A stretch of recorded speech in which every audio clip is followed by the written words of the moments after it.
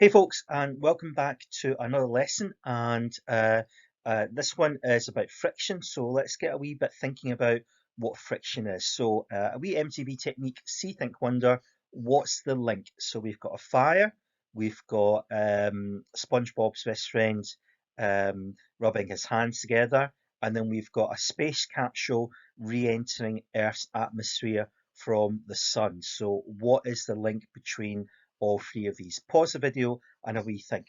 Hopefully you will tell me the answer is friction. Now you can try this yourself at home. If you rub your hands together really, really quickly, especially on a cold day, you will know your hands will warm up. And that's because the friction is creating heat energy. So you would use friction by rubbing sticks together to create a fire. You could rub your hands together to keep yourself warm, or when spaceships return from space into Earth, there's a lot of friction to help them slow down and they create a lot of heat energy. So today's lesson is going to be about friction and something called streamlining. So we're going to look at the definition of friction, describe the effects of friction, and describe how friction can be reduced by streamlining.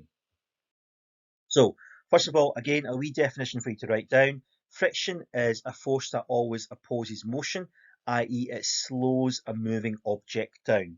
So whichever direction the object is travelling, friction will always go in the opposite direction. So it always acts in the opposite direction to the motion. So write that down, please. And it gets bigger the faster an object travels. So it's a really weird thing. It somehow knows the quicker you're going, the bigger it's got to get. And it happens in a whole range of things. I'll include a wee YouTube link for you in a separate file so you can watch it. It's just a wee bit of fun to show you where friction, if it wasn't there, it could actually be quite dangerous. And as a final thing, heat is usually produced. So these are the three things I want you to remember about friction. Now, let's have a look at this one. Let's use this MTV technique. Drawing on your investigation experience, prior knowledge, or reading, make a claim about the examples, identify your support for your claim. So what's the evidence for your claim? And raise a question related to your claim. So you may want to write these down. So claim, support, question. Okay, so let's have a go using our MTV technique claim support question at some examples. I'll do the first one with you and then you can do the second one yourself. So first of all, why would having friction be useful here? In other words, which claim would you make? Is friction good or bad here?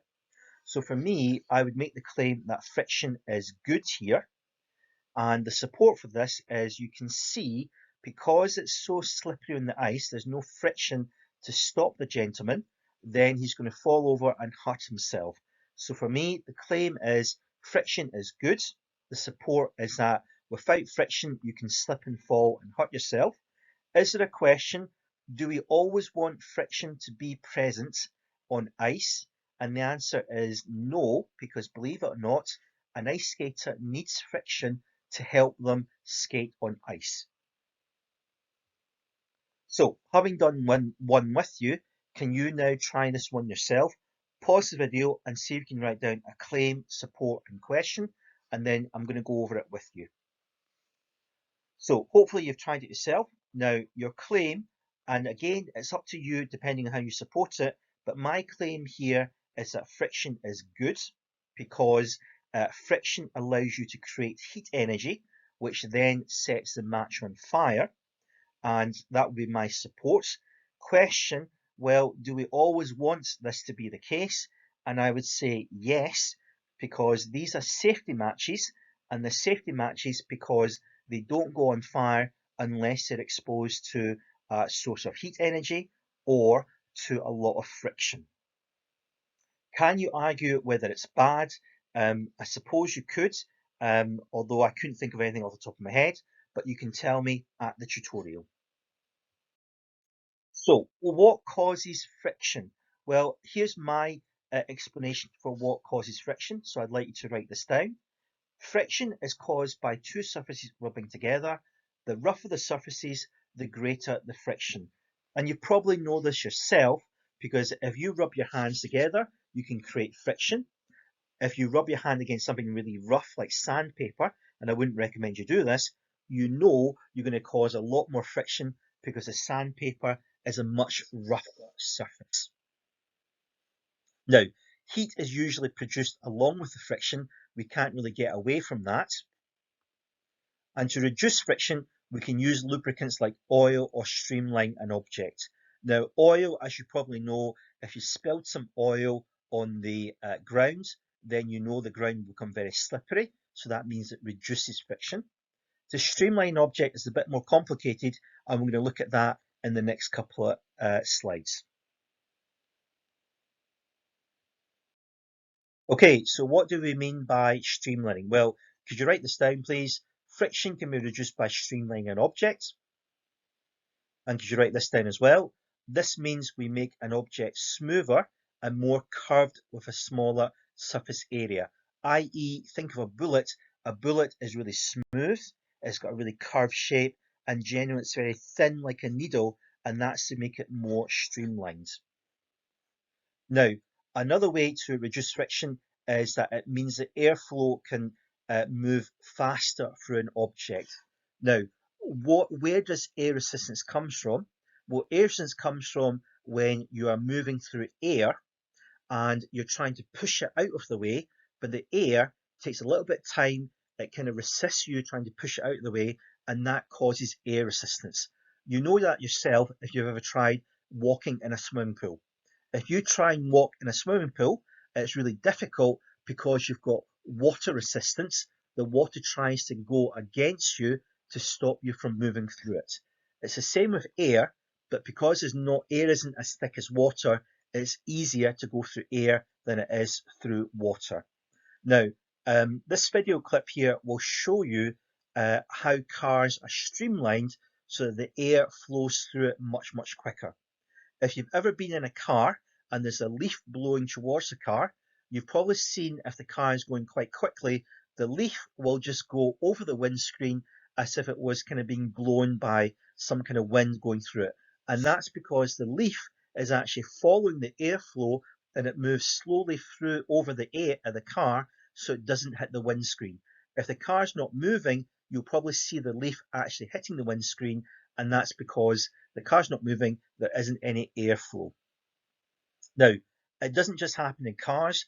If you're a cyclist, and if you ever watch any elite cyclists, you'll notice that they have very curved shapes, that they bend very close to the car to make them more smoother and more smaller surface area to reduce their airflow.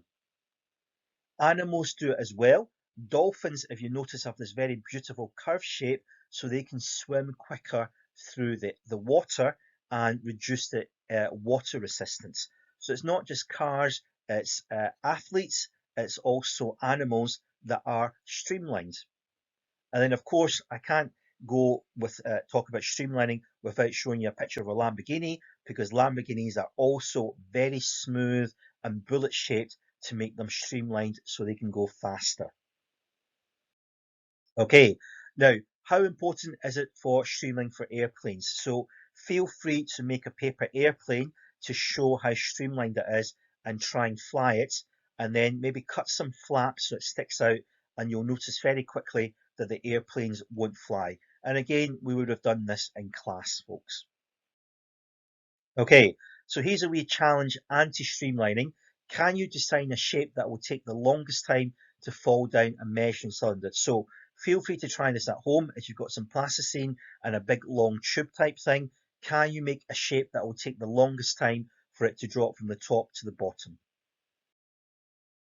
Okay, finally, we're going to use another claim support question here. Okay, using your knowledge of physics, can you explain how streamlining can make cars more fuel efficient? So how can you support this claim with some evidence? So one way to do this is I'm going to show you, but try it yourself first. So pause the video. So hopefully you can tell me that, well, streamlining, the claim is that streamlining makes car more fuel efficient because they have a more smoother shape, they have a smaller area, and they allow the air to flow through it much quickly. And because of that, the car will experience less friction. And if the car experiences less friction, then it will use less fuel. So see if you could follow that claim, support, and question. So the claim is that streamlining makes a car use less fuel, and the support is that streamlining does this because it makes a car experience less friction because a car is smoother, it's got a smaller surface area, and it's got more curved edges, which means it experiences less friction. Question, is that the only way to make a car more fuel efficient? And the answer is no, because you can make the car more fuel efficient by using lighter materials, by driving slower, or by accelerating less. So make sure you understand what the claim and support is and see if you can answer that question yourself.